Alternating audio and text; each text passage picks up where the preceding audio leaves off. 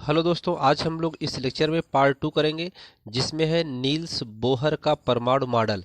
ठीक है, तो सबसे पहले देखते हैं नील्स बोर के परमाणु मॉडल में 1913 में प्रोफेसर नील्स बोहर ने एक परमाणु मॉडल प्रस्तुत किया जो प्लैंक के क्वांटम सिद्धांत पर आधारित था। ठीक है, इस मॉडल के लिए बोहर ने 3 नियम दिए। तो पहला नियम क्या है, आइए उसको देखते हैं। पहला नियम है प्रत्येक इलेक्ट्रॉन नाभिक की चारों ओर कुछ विशेष कक्षाओं में ही परिक्रमा करते रहते हैं, जिन्हें अस्थायी कक्षा कहते हैं। प्रत्येक अस्थायी कक्षा में के इलेक्ट्रॉन का कोणीय संवेग h/2 का पूर्ण गुणन होता है, यानी h/2 का पूर्ण गुणन होता है, जो उस प्रत्येक अस्थायी कक्षा में इलेक्ट्रॉन नाभिक की चारों ओर गति करते रहते हैं। तो इलेक्ट्रॉन का कोणीय संवेग mvr होता है बराबर nh/2। ठीक है, तो यहाँ पर n क्या है, 1 2 3, इसे कक्षा की क्रम संख्या या मुख्य क्वांटम संख्या कहते हैं n को। ठीक है, तो यहाँ पर h का क्या है, यह नंबर है, एक h या 2h 3h 4h/2 में। यहाँ पर इलेक्ट्रॉन का कोणीय संवेग निकालने का ये फार्मूला है, तो जिसमें n बराबर 1 2 3 डॉट डॉट जितने भी हो सकते हैं, इसे कक्षा की क्रम संख्या या मुख्य क्वांटम संख्या कहते हैं। नंबर दूसरा देखते हैं, इलेक्ट्रॉन को अपनी अस्थायी कक्षा में घूमने के लिए आवश्यक अभिकेंद्र बल इलेक्ट्रॉन तथा नाभिक के बीच आरोपित होने वाले स्थिर विद्युत बल से प्राप्त होता है। ठीक है, अब जब नाभिक है, नाभिक धनात्मक होता है, यहाँ J क्या है, नाभिक है, तो इस नाभिक के चारों ओर जो अस्थायी कक्षा होती है, इलेक्ट्रॉन इसके चारों ओर अस्थायी रूप से घूमते हैं। ठीक है, तो वे v वेग से चारों तरफ क्या करते हैं, घूमते हैं, और इस पथ पे घूमते हुए इस नाभिक से ये अपना क्या करते हैं, r त्रिज्या पर बल लगाते हुए अर्थात अभिकेंद्र बल से यह इस पर घूमते रहते हैं। तो इलेक्ट्रॉन को अपनी अस्थायी कक्षा में घूमने के लिए अभिकेंद्र बल, उसको आवश्यक अभिकेंद्र बल जो इलेक्ट्रॉन होता है चाहिए, तथा नाभिक के बीच वह एक आरोपित स्थिर विद्युत बल प्राप्त होता है। तो इसलिए अभिकेंद्र बल बराबर स्थिर वैद्युत बल। अभिकेंद्र बल का सूत्र mv²/r और स्थिर वैद्युत बल बराबर होता है 1/4πε0 Ze/e/r² होता है। ठीक है, तो आगे देखते हैं अगला नंबर। जब परमाणु का कोई इलेक्ट्रॉन किसी निम्न ऊर्जा स्तर से किसी उच्च ऊर्जा स्तर में प्रवेश करता है, तो वह दोनों ऊर्जा स्तरों के अंतर के बराबर ऊर्जा का अवशोषण करता है। यदि उच्च से निम्न ऊर्जा स्तर में आता है तो वह उतनी ही ऊर्जा का उत्सर्जन करता है। अर्थात जब परमाणु का कोई इलेक्ट्रॉन किसी निम्न ऊर्जा स्तर से, मान लीजिए निम्न ऊर्जा स्तर है, निम्न ऊर्जा स्तर से उच्च ऊर्जा स्तर में प्रवेश करता है, तो वह दोनों ऊर्जा स्तरों के अंतर के बराबर होता है। तो ऊर्जा को क्या करेगा, अवशोषण करेगा वहाँ पर। ठीक है, और यदि उच्च ऊर्जा स्तर से यह निम्न ऊर्जा स्तर में जाता है तो वह उतनी ही ऊर्जा का उत्सर्जन करता है। ठीक, जितनी ऊर्जा का यह अवशोषण करेगा वह उतनी ही ऊर्जा का क्या करेगा, उत्सर्जन करेगा। ठीक है, यह उत्सर्जन संक्रमण है और यह अवशोषण संक्रमण है। ठीक है, तो इस लेक्चर में इतना ही। धन्यवाद। हेलो दोस्तों, आज हम लोग इस लेक्चर में पार्ट 3 करेंगे जिसमें है बोहर की अस्थायी कक्षाओं की त्रिज्या। तो बोहर की अस्थायी कक्षाओं की त्रिज्या का निगमन करेंगे इसमें। तो इलेक्ट्रॉन को अपनी अस्थायी कक्षा में घूमने के लिए आवश्यक अभिकेंद्र बल नाभिक तथा इलेक्ट्रॉन के बीच लगने वाले स्थिर वैद्युत आकर्षण बल से प्राप्त होता है। ठीक है, तो इलेक्ट्रॉन को, जो इलेक्ट्रॉन है इसमें जो गति कर रहा है, Ze क्या है, नाभिक है धनात्मक, और इलेक्ट्रॉन v वेग से गति कर रहा है। तो इलेक्ट्रॉन को अपनी इस अस्थायी कक्षा में घूमने के लिए एक आवश्यक अभिकेंद्र बल की जरूरत होती है, जो नाभिक तथा इलेक्ट्रॉन के बीच एक स्थिर वैद्युत बल आकर्षण बल लगता है। तो इसके कारण एक स्थिर वैद्युत आकर्षण बल प्राप्त होता है नाभिक और इस इलेक्ट्रॉन के कारण। ठीक है, और अभिकेंद्र बल के कारण क्या करता है, इसके चारों तरफ गति करता रहता है। तो इसके हिसाब से यहाँ पर अभिकेंद्र बल बराबर स्थिर वैद्युत बल होता है। ठीक है, तो आगे देखते हैं। अब आगे है यहाँ पर स्थिर वैद्युत अभिकेंद्र बल बराबर क्या है, अभिकेंद्र बल बराबर स्थिर वैद्युत बल। ठीक है, तो यहाँ से इसका सूत्र होता है एम वी स्क्वायर बटा आर बराबर, इसका सूत्र होता है 1/4 pi epsilon not into ZE बटा आर स्क्वायर। यहाँ पर देखिए आर स्क्वायर है और यहाँ पर आर बराबर में, एक आर से एक आर कैंसिल हो जाएगा, तो एक आर बचेगा, तो उसको हम लिख सकते हैं क्या, एम बी स्क्वायर बटा बराबर 1/4 pi epsilon not into ZE का स्क्वायर, दो बार ई है तो ई का स्क्वायर हो जाएगा बटा आर। इसको समीकरण नंबर 1 मान लेते हैं। ठीक है, अब यहाँ से बोहर की परिकल्पना के अनुसार लिखते हैं, बोहर की परिकल्पना के अनुसार एम बी आर बटा एन एच, पिछले टॉपिक में आपको बताया गया है 2 पाई, ये क्या है, इलेक्ट्रॉन का कोणीय संवेग है। आप यहाँ पर लिख सकते हैं इलेक्ट्रॉन का कोणीय संवेग से, तो ये पिछले टॉपिक में आपको बताया गया है। इलेक्ट्रॉन के कोणीय संवेग से यहाँ से बी का मान निकाल लेंगे, तो बी बराबर हो जाएगा एन एच बटा 2 पाई एम आर। इसको समीकरण नंबर 2 मान लेते हैं। अब समीकरण 1 और 2, तो समीकरण 2 में समीकरण 1 का मान रखने पर, तो यहाँ पर इसका मान उठा करके रख देते हैं, तो समीकरण 2 का मान समीकरण 1 में रखने पर यहाँ पर लिखा जाएगा समीकरण 2 का मान समीकरण 1 में रखने पर, तो समीकरण 2 का मान समीकरण 1 में रख देते हैं। तो जब रखेंगे तो यहाँ पर हो जाएगा आपका एम और वी स्क्वायर है, तो इसका स्क्वायर हो जाएगा एन एच बटा 2 पाई एम आर। ठीक है, का स्क्वायर, क्योंकि समीकरण 2 में ये v बराबर इतना है, तो इस v का मान यहाँ पर v रखा जा रहा है, तो इस v का मान यहाँ रखेंगे तो यहाँ पर क्या हो जाएगा, स्क्वायर में हो जाएगा पूरा मान। ठीक है, तो यहाँ पर स्क्वायर में हो गया।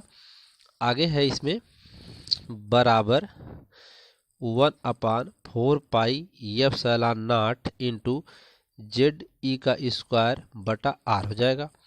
अब यहाँ से ये ब्रैकेट ओपन कर दीजिए, तो m गुणे n का स्क्वायर गुणे h का स्क्वायर बटा 2 पाई m का स्क्वायर r का स्क्वायर बराबर 1/4 pi epsilon not into ZE का स्क्वायर बटा आर हो जाएगा। यहाँ पर देखिए, यहाँ पर m से m एक कैंसिल हो जाएगा और क्या कैंसिल हो जाएगा, एक m से m कैंसिल हुआ, और एक पाई में जब बराबर है, नीचे के नीचे बराबर होते हैं उसको भी काट सकते हैं, ऊपर नीचे यहाँ काट सकते हैं, और पाई बराबर यहाँ भी काट सकते हैं, और एक आर से एक आर कैंसिल हो जाएगा, तो यहाँ पर एक आर बचेगा, यहाँ एक m बचेगा, तो जो बचता है उसको लिख लेते हैं।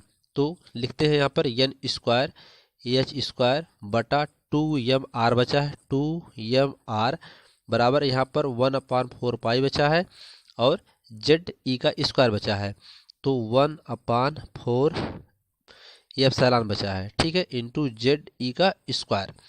अब यहाँ पर R का मान निकालना है, तो R बराबर क्या हो जाएगा, एप्सिलॉन नॉट, ये वाला यहाँ चला आएगा, ये वाला यहाँ त्रिगुणा हो जाएगा, तो एप्सिलॉन नॉट एच स्क्वायर बटा, ठीक है, बटा में क्या हो जाएगा, यहाँ पे पाई एम ZE का स्क्वायर और n को बाहर ले देते हैं n स्क्वायर। ये आपको समीकरण नंबर 3 मिल गया यहाँ पे। ठीक है, समीकरण 3, यही अस्थायी कक्षाओं की त्रिज्या के लिए व्यंजक का सूत्र है।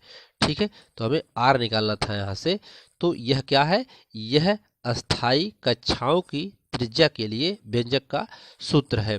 तो आइए आगे देखते हैं।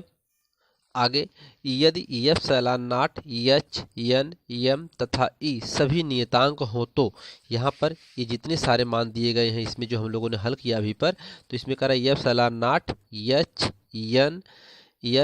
एन एम और ई सभी क्या हो, नियतांक हो, सभी स्थिरांक हो हैं। परमाणु विशेष के लिए जेड भी नियतांक होगा, तो परमाणु विशेष के लिए जेड भी क्या हो जाएगा, नियतांक होगा, यदि ये सब नियतांक होंगे। अतः आर अनुक्रमानुपाती एन स्क्वायर, तो यहाँ पर आर जो होगा वह एन स्क्वायर के समानुपाती में हो जाएगा, अर्थात अनुक्रमानुपाती में हो जाएगा, तो समान अनुपात में हो जाएगा। ठीक है, तो फिर आगे अर्थात अस्थायी कक्षाओं की त्रिज्या r उसके संगत क्वांटम संख्या n के वर्ग के समानुपाती होती है। तो जो अस्थायी कक्षा की त्रिज्या होती है वह उसके वर्ग के, कक्षाओं के वर्ग के अनुपाती होती है। तो यहाँ पर इसलिए r अनुक्रमानुपाते अर्थात समानुपाते n स्क्वायर, अनुक्रमानुपाते को समानुपाते भी बोलते हैं। तो वही यहाँ पर लिखा गया है कि अर्थात अस्थायी कक्षाओं की त्रिज्या r उसके संगत क्वांटम संख्या n के वर्ग के समानुपाती होती है, तो इसके समानुपाती में हो जाती है। यदि हाइड्रोजन परमाणु के लिए z बराबर 1 हो तो ये समीकरण 3 में हाइड्रोजन परमाणु की nवीं कक्षा की त्रिज्या क्या होगी।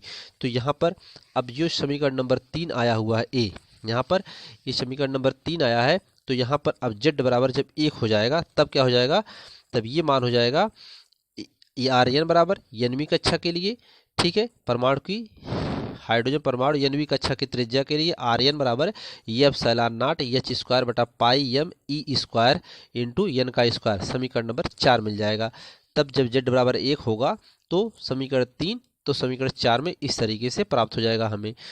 प्रथम कक्षा के लिए त्रिज्या r1 का मान समीकरण 4 में r बराबर 1 होगा। अगर हम यहाँ पर r बराबर 1 रख दें प्रथम त्रिज्या के लिए, पहली कक्षा के लिए, कक्षा यानी उस परमाणु की पहली कक्षा के लिए अगर त्रिज्या r1 होगी तो r1 बराबर epsilon naught h square बटा पाई एम ई स्क्वायर हो जाएगा। समीकरण नंबर यहाँ से क्या मिल जाएगा, 5 मिल जाएगा हमें। ठीक है, अब यहाँ से एक चीज आप देख सकते हैं कि इस एफ सैलान नॉट का मान हम लोग पहले पढ़ चुके हैं फिजिक्स में 8.85 × 10⁻⁻12 होता है। एच फ्लांक नियतांक है, तो 6.62 × 10⁻34 का स्क्वायर है, तो स्क्वायर हो जाएगा। यहाँ पे पाई का मान 3.14 होता है। यम जो है यह इलेक्ट्रॉन का द्रव्यमान होता है, तो इलेक्ट्रॉन का द्रव्यमान का मान होता है 9.1 × 10⁻31 होता है। और ई इलेक्ट्रॉन जिसे हम आवेश कहते हैं तो उसका मान होता है 1.6 × 10⁻19 कूलाम होता है। तो यहाँ पर इसका स्क्वायर है तो स्क्वायर हो जाएगा। तो इस पूरे को जब आप हल करेंगे तो हल करने से आपको R1 का मान आएगा 0.53 × 10⁻10 मीटर आएगा। कैलकुलेशन आप कर लीजिएगा, इसका कैलकुलेशन काफ़ी लंबा वीडियो बन जाएगा, इसलिए हमने यहाँ पर कैलकुलेशन करके इसका 60 मान यहाँ पे डायरेक्ट लिख दिया है। तो आप इसका कैलकुलेशन कर सकते हैं, बहुत बड़ी बात नहीं है। तो यहाँ से 10⁻10 मीटर आ गया इतना। तो हम जानते हैं कि एक एंगस्ट्रॉन में 10⁻10 मीटर होता है, तो इसकी जगह हम एंगस्ट्रॉम लिख सकते हैं, अर्थात R1 बराबर 0.53 एंगस्ट्रॉम भी लिख सकते हैं। यह हाइड्रोजन की प्रथम कक्षा की त्रिज्या है, इसे बोर की त्रिज्या भी कहते हैं। ठीक है, यह हाइड्रोजन की प्रथम कक्षा की त्रिज्या आई। प्रथम कक्षा की त्रिज्या की जो दूरी होती है हाइड्रोजन की नाभिक से वह यह होती है 0.53 एंगस्ट्रॉम होती, बहुत कम होती है। ठीक है, यह हाइड्रोजन की प्रथम कक्षा की त्रिज्या, इसे बोर की त्रिज्या भी कहते हैं। नोट यहाँ पर कुछ पॉइंट है, नोट को देख सकते हैं आप। नोट पॉइंट में कह रहा है कि यदि समीकरण 4 व 5 को हल कर दिया जाए तो हाइड्रोजन परमाणु के किसी भी कक्षा की त्रिज्या ज्ञात की जा सकती है। यानी हम समीकरण 4 व 5 को अगर हल करें तो हम हाइड्रोजन की किसी भी परमाणु की कक्षा की त्रिज्या को ज्ञात कर सकते हैं। तो समीकरण 4 और 5 को हम क्या करते हैं, भाग कर देते हैं। तो आर बटा R1 हो जाएगा बराबर एन स्क्वायर हो जाएगा। यहाँ से आर बराबर हो जाएगा क्या, आर बराबर इसका यहाँ पे गुणा हो जाएगा एन स्क्वायर गुणे R1 हो जाएगा, या आर बराबर ले सकते हैं एन स्क्वायर R1 का जो मान आया है 0.53 एंगस्ट्रॉम उसको रख सकते हैं। तो इस सूत्र से हम आर यानी एन की जगह 1 2 3 4 5 6 कुछ भी नंबर आप रख सकते हैं। कक्षाओं की संख्या रखा जा सकता है। इससे हम हाइड्रोजन के किसी भी कक्षा की त्रिज्या का मान निकाल सकते हैं। ठीक है, तो इस सूत्र से हाइड्रोजन परमाणु के किसी भी कण की त्रिज्या ज्ञात कर सकते हैं। R1 बराबर 0.5 एंगस्ट्रॉम, जहाँ n बराबर 1 2 3 डॉट डॉट रख कर निकाला जा सकता है। ठीक है, तो हमें उम्मीद करते हैं कि आपको ये लेक्चर समझ में आ गया होगा। इसमें एक हेडिंग आगे है, बोहर की अस्थायी कक्षाओं में इलेक्ट्रॉन का वेग। तो बोहर की अस्थायी कक्षाओं में इलेक्ट्रॉन का वेग क्या होता है, आइए इसका निगमन करके देखते हैं। तो बोहर की परिकल्पना से देखते हैं, यानी बोहर की अस्थायी कक्षाओं में इलेक्ट्रॉन का वेग क्या होगा। तो बोहर की परिकल्पना से एम वी आर बराबर एन एच बटा 2 पाई। ठीक है, तो यहाँ से v निकाल लीजिए। v बराबर क्या हो जाएगा, एन एच बटा 2 पाई एम आर। अब इस r का मान समीकरण नंबर 3 में रखने पर, अब समीकरण नंबर 3 हम लोग पीछे अभी यहाँ पर निगमन करके लाए थे ये यहाँ पे। तो इस समीकरण नंबर 3 में हम लोग क्या करते हैं, h का मान रख देते हैं। ठीक है, तो समीकरण नंबर 3 में h का मान रखने पर, तो समीकरण नंबर 3 में h का मान रखेंगे तो हमें क्या मिल जाएगा यहाँ पर। ठीक है, तो इसमें रखते हैं v इज इक्वल टू, यहाँ पर हो जाएगा एन एच और बटा 2 पाई एम, और r का मान रखने पर, तो r का मान वहाँ पर दिया हुआ है क्या, एप्सिलॉन नॉट एच स्क्वायर बटा पाई एम जेड ई का स्क्वायर इंटू एन का स्क्वायर, ये दिया हुआ है r का मान समीकरण नंबर 3 से रखने पर। यहाँ पर लिखा है कहाँ से आया है, समीकरण 3 से r का मान रखने पर। आप लिख सकते हैं यहाँ पर समीकरण 3 से r का मान रखने पर। ठीक है, तो यहाँ पर r का मान रख दिया गया। इसको हम ब्रैकेट को ओपन करते हैं, ब्रैकेट को खोलते हैं, तो क्या हो जाएगा, ये सब मान ऊपर चले जाएंगे। ठीक है, तो यहाँ पर हो जाएगा एन एच पाई एम जेड ई का स्क्वायर, ऊपर चला गया, बट्टा क्या बचा उसको लिखते हैं, बटा में बचा 2 pi m epsilon naught h square n square. अब इसमें से जो जो कट रहा है उसको काट देते हैं। तो यहाँ पर पहले पाई से पाई कैंसिल हुआ, और एक एच से एक एच कैंसिल हो जाएगा, एक एन से एक एन कैंसिल हो जाएगा, और एक एम से एक एम कैंसिल हो जाएगा। जो बचता है उसको लिख देते हैं। तो v इज इक्वल टू क्या बचता है, ऊपर में जेड स्क्वायर बचता है, जेड ई का स्क्वायर बचेगा, बटा यहाँ पर 2 एप्सिलॉन नॉट एच एन बचेगा।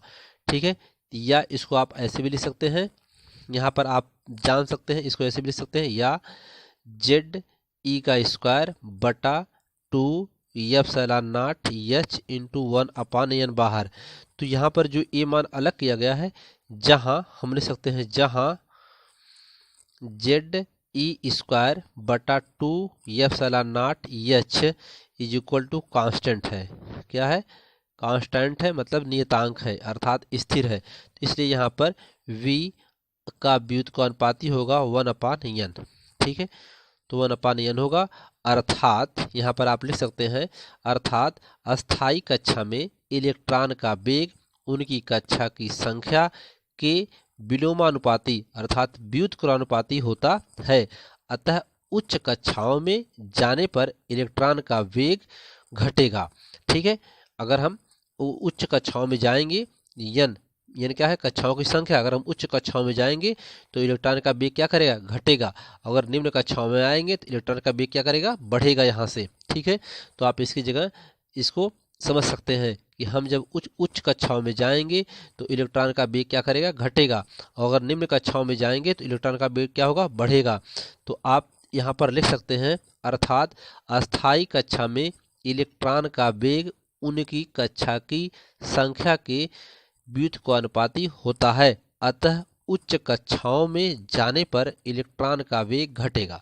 ठीक है, अब आगे हाइड्रोजन परमाणु के लिए यदि Z बराबर 1 हो तो प्रथम कक्षा में n-1 में इलेक्ट्रॉन का वेग क्या होगा। ठीक है, यहाँ पर लिखना होगा आपको, क्या लिखेंगे कि हाइड्रोजन परमाणु के लिए Z बराबर 1 प्रथम कक्षा, यहाँ लिखेंगे प्रथम कक्षा n-1 में इलेक्ट्रॉन का वेग, आगे आप लिख लेंगे। तो वेग b बराबर e² बटा 2, z बराबर 1 हो गया तो केवल e बचेगा उसमें मान रखने पर। ठीक है, तो z का मान 1 तो z खत्म हो जाएगा, केवल e² बचेगा और 2 epsilon not h into 1/n। ठीक है, यहाँ पर z का मान क्या आया है, यहाँ पर z का मान 1 रख दिया गया है। ठीक है, तो ये हो जाएगा। इसके बाद यहाँ से आप लिख सकते हैं v1 बराबर e² बटा 2 एप्सिलॉन नॉट h। ठीक है, तो यहाँ से ये आ गया आपका v1 का मान, या आप इसका अगर निगमन कर सकते हैं तो इसमें सबकी वैल्यू पुट कर दीजिए। सबकी वैल्यू पुट कर दीजिए, तो सबकी वैल्यू पुट करेंगे e², तो e का मान होता है 1.6 गुणे 10⁻19 कूलाम होता है।